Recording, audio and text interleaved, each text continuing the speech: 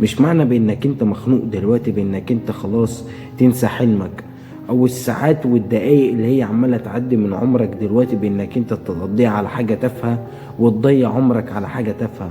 ما تقعدليش مثلا على السوشيال ميديا علشان الخنقة دي تخف من جواك، انت تطلع اصلا منها بخنقة زيادة.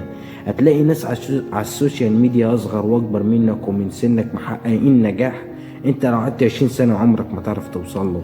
لو حتى انت ما لقيتش الفئة دي فانت هتلاقي حاجة تانية، انك انت هتشيل ذنوب، فانت بتخسر اخرتك وبتدمر حالتك النفسية في دنيتك.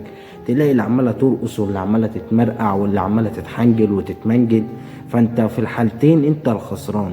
مش معنى الخنقة الموجودة جواك دي بانك انت تنسى حلمك، بانك انت خلاص تقول ان انا ابطل افكر في حلمي، ان انا ما كملش سعي طول ما انا مش شايف نتائج يبقى خلاص يبقى انا ماشي في الطريق غلط، خليني زي ما بقيت الخلق عايشة. لا، مفيش حد بدأ كان بيفكر كده.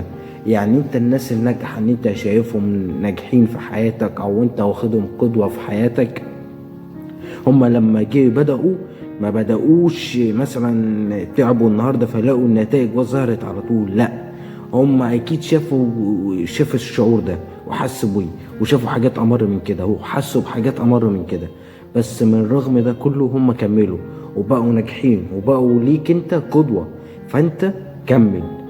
شايف النتائج مش شايف النتائج دي حاجة مش في ايدينا، انت عليك بانك انت تتعب تسعى تجيب اخرك.